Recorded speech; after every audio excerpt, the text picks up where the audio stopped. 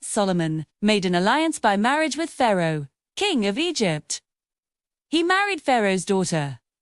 He brought her to the city of David until he could finish building his residence in the temple of the Lord and the wall around Jerusalem. Now the people were offering sacrifices at the high places, because in those days a temple had not yet been built to honor the Lord. Solomon demonstrated his loyalty to the Lord by following the practices of his father David, except that he offered sacrifices and burned incense on the high places.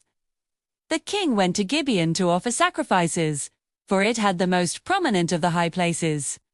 Solomon would offer up 1,000 burnt sacrifices on the altar there.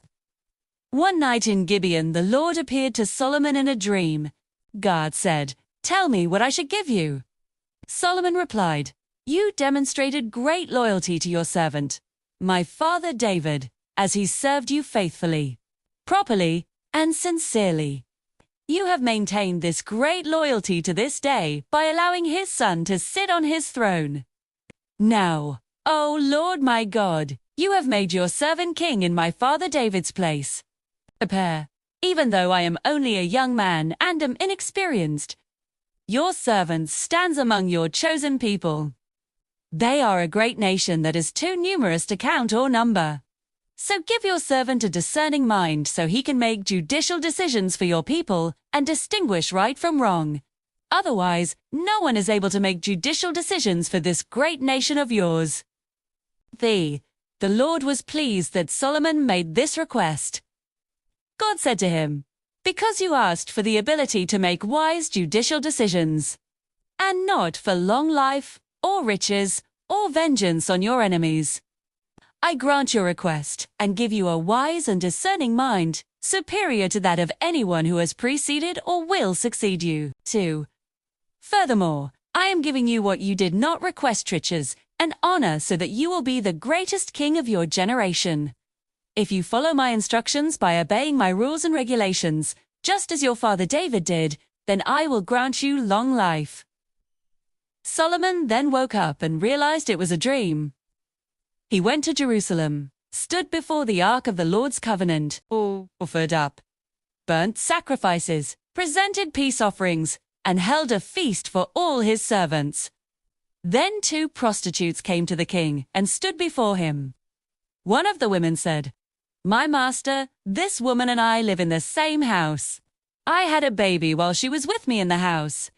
Then, 3 days after I had my baby, this woman also had a baby. We were alone.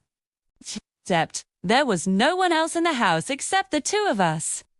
This woman's child suffocated during the night when she rolled on top of him. She got up in the middle of the night and took my son from my thigh while your servant was sleeping.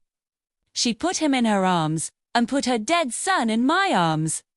I got up in the morning to nurse my son, and there he was, dead.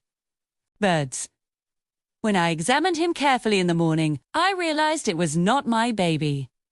The other woman said, "No, my son is alive. Your son is dead." But the first woman replied, "No, your son is dead. My son is alive." Each presented her case before the king. The king said, "One says, 'My son is alive.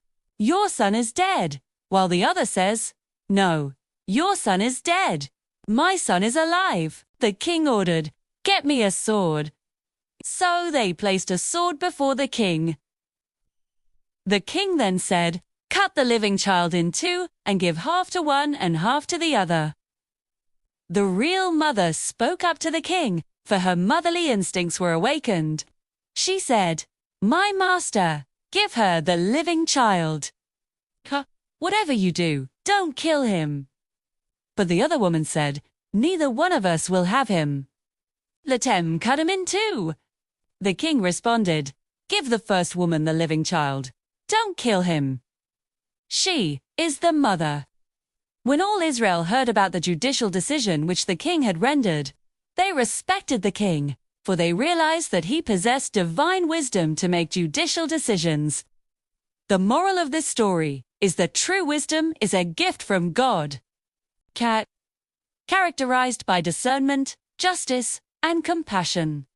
It teaches us that wisdom is more valuable than personal gain, riches, or a long life. If you enjoyed this story, please like this video and subscribe for more videos.